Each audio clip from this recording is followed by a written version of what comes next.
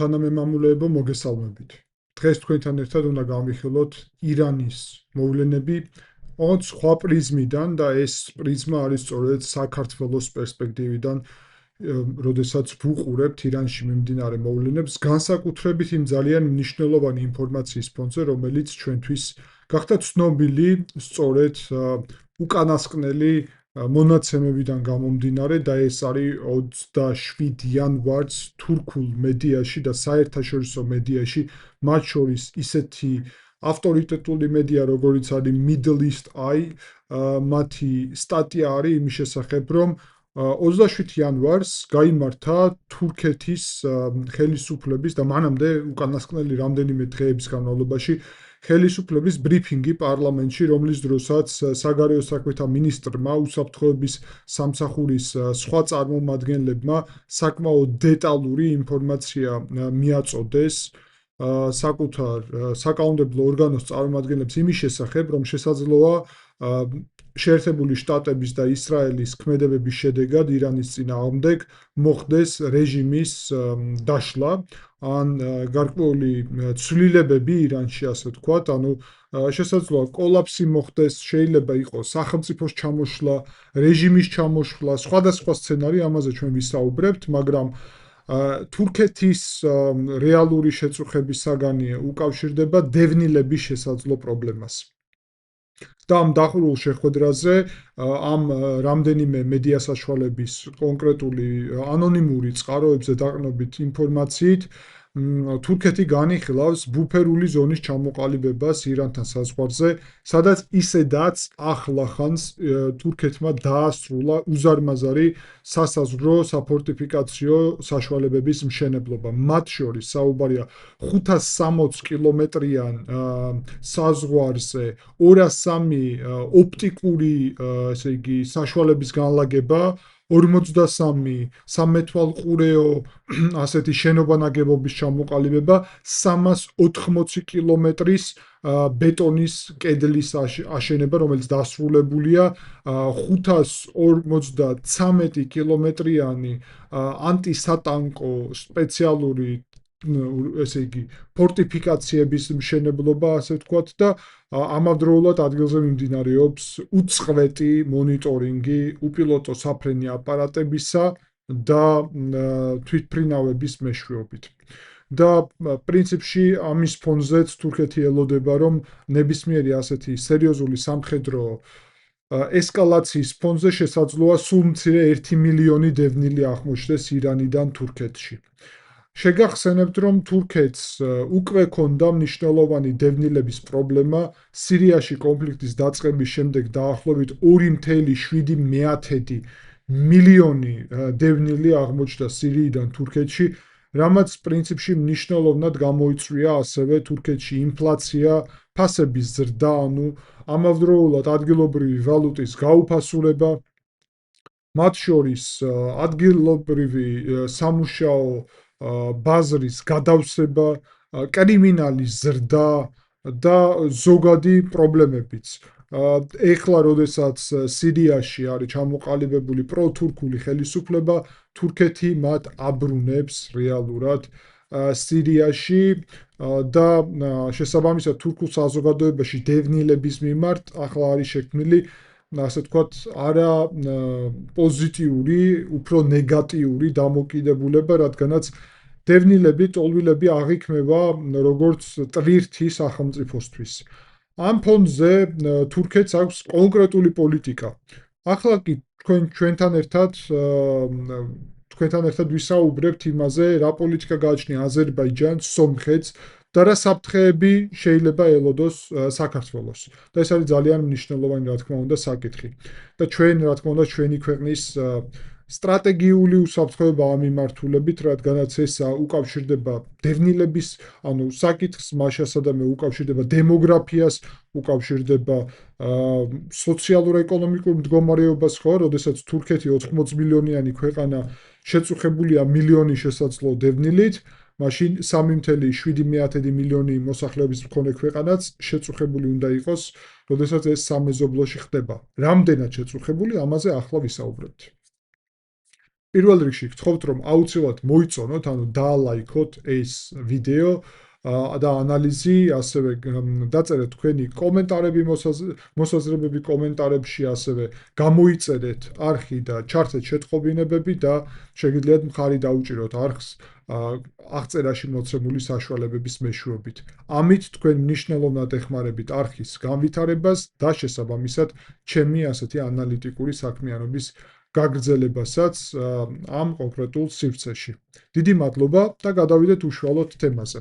როგორც დეტალურად მოგაწოდოთ ინფორმაცია, სრულიად გასაგებია თურქეთის პოზიცია და თურქეთის მიდგომა და აქ უნდა შეგატყობინოთ ახლა აზერბაიჯანის მიდგომა. აზერბაიჯანს ჯერ კიდევ აქვს დახურული საზღვარი ირანთან კი არა, ყველა მეზობელთან სახმელეთო მიმართულებით და ეს დახურული საზღვარი წარმოადგენს სერიოზულ შესაძლებლობასაც და სირთულესაც. რა თქმა უნდა, ეს ეკონომიკური სირთულე არის, თუმცა როდესაც საუბრობ შესაძლებლობაზე, მაგალითად, რუსების ნაკადი ჭყალებში დევნილების, ცოტა რთულია მათ დევნილები უწოდა, მაგრამ რეჟიმისგან დევნილი კი ბატონო, პუტინის ხელისუფლებისგან აშკარად საქართველოში წამოვიდა და ამის შედეგადაც ჩვენ რაც ვნახეთ, უკვე გასაგებია, ხო? მათ შორის ინფლაცია, მათ შორის ფასების ზრდა სხვადასხვა პროდუქტზე და ასე შემდეგ, ამას უკავშირდება ასევე, რა თქმა უნდა, ზოგადი დემოგრაფიული საფრთხეები, ხშირად, ძალიან ხშირად ქუჩაში, როცა გავივლით ხოლმე თბილისში, ბათუმში, ხედავთ ამას, მაგრამ არა მხოლოდ რუსები, ზოგადად მიგრაციული პოლიტიკა საქართველოში ვარ ძალიან რთული და მცდარი ჩემი შეფასებით ქართული ოცნების პოლიტიკის შედეგად, მათ შორის ორი აი ამ არაბული დასახლების მშენებლობა ჩემი პირადი შეფასებით ეს და პრინციპში ჯერ საქართველოს ჩვენი პოლიტიკური ინიციატივის შეფასებითაც ეს ის პროექტია, რომელიც საქართველოს გრძელვადიანად განვითარებას ხელს არ უწყობს, გულისხმობ იმას, რომ ეს არ არის მაღალტექნოლოგიური პროექტი, ეს არის დეველოპმენტი და მეტწილად ეს ბინები, საკმაოდ კომფორტული და კარგი გარემო, რომელიც იქნება უზრუნველყოფილი, იქ ქართველები და საქართველოს მოქალაქეები, ხო ქართველში საქართველოს მოქალაქეს გულისხმობ ცხადია, ვერ იცხოვრებენ უმრავლესობა და შესაბამისად რადგან უცხოელები იცხოვრებენ, შედეგით უნდა დავაკვირდეთ ამას, ვინ სარგებლობს ამით. ვინ იქნება აქედან ბენეფიციარი, თუ საქართველოს მოქალაქე მხოლოდ ამის მომხრე ვარ, მაგრამ თუ უცხოელი, მაშინ იბადება კითხვები და აქვე იბადება კითხვები, რა თქმა უნდა, იმასთან დაკავშირებით, რომ ამ უცხოელებს საქართველოს მოქალაქეობასაც ხომ არ მისცემენ. თუმცა დღევანდელი კონტექსტი ჩვენი საუბრის ასევე უკავშირდება სხვა პრიზმაში საფრთხეებს და ეს საფრთხეები არის შესაძლო დევნილების ნაკადი. აზერბაიჯანის მიერ საზღვრის დაკეტილი რეალობის პირობებში შეგვიძლია ვთქვათ, რომ აზერბაიჯანის მხრიდან ამ ნაკადის წამოსვლა საქართველოში ნაკლებად სავარაუდოა. თურქეთის მხრიდანაც ეხლა უკვე ნაკლებად სავარაუდოა, თუმცა შესაძლებელია.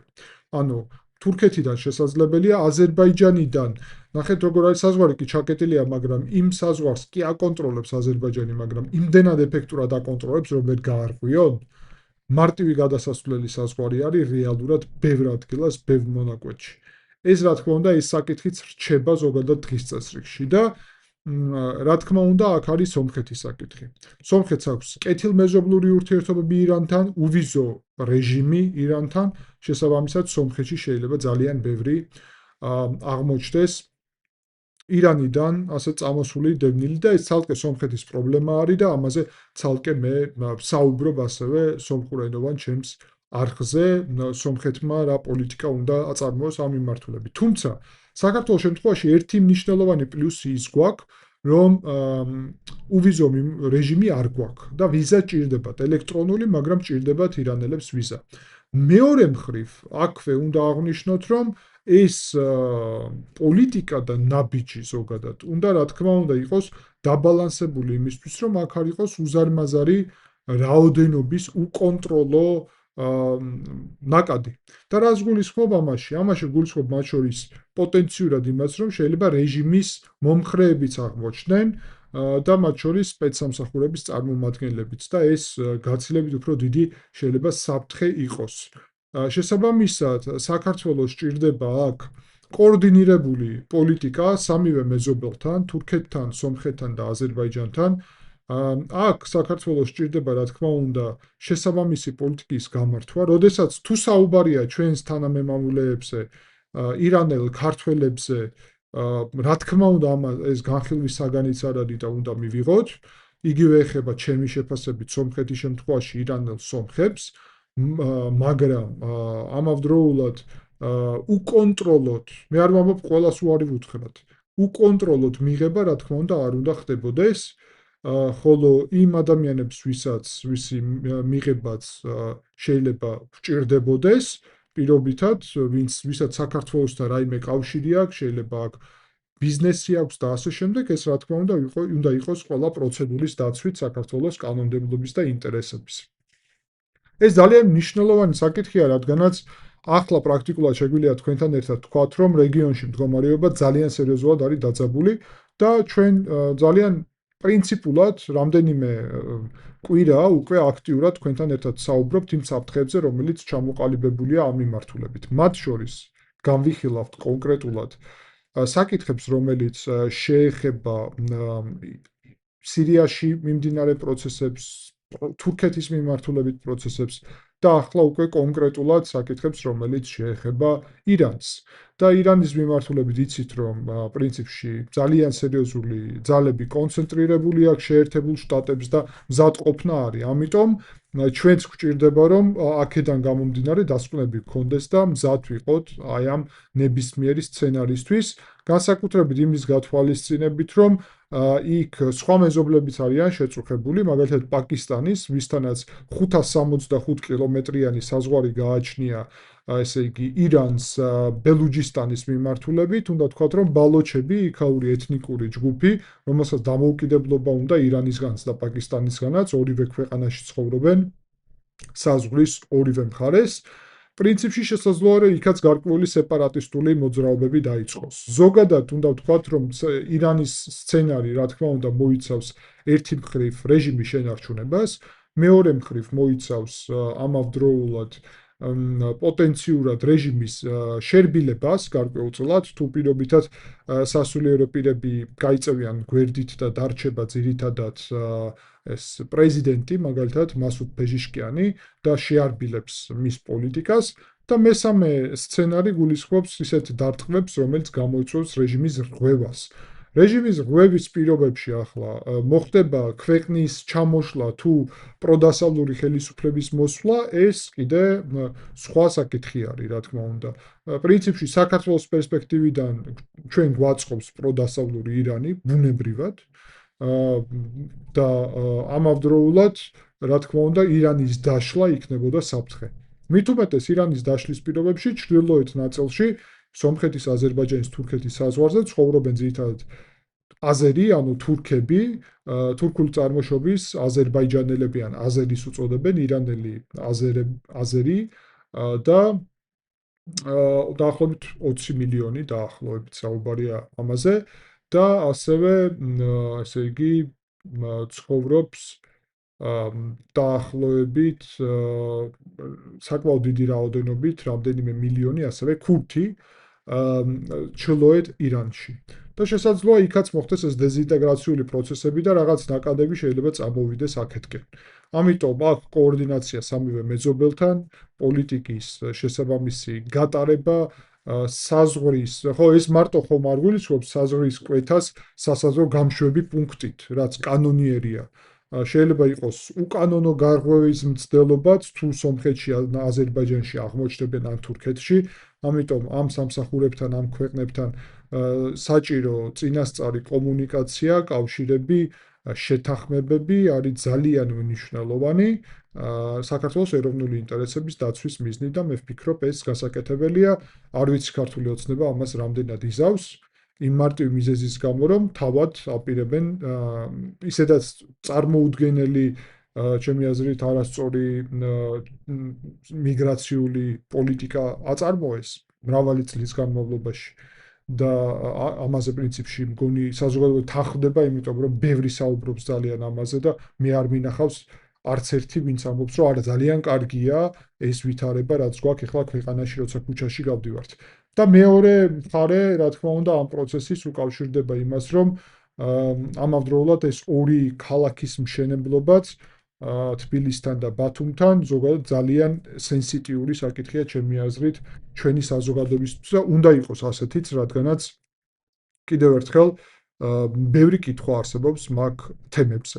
სწორედ ამიტომ ვფიქრობ, რომ ეს ჩემი ანალიზი მათ შორის გარკვეულწილად გაფრთხილებად შეიძლება იყოს, არ ვიცი, საქართველოს ხელისუფლებაში თუ დარჩა ვინმე, ვისაც აინტერესებს საზოგადოების აზრი, მსჯელობა, დიალოგი, საკითხების განხილვა, იმედია რომ ესეთი ადამიანები არიან და იმედია რომ ხვდებიან ახლა საფრთხეებს და ნაბიჯებს გადათქმავენ.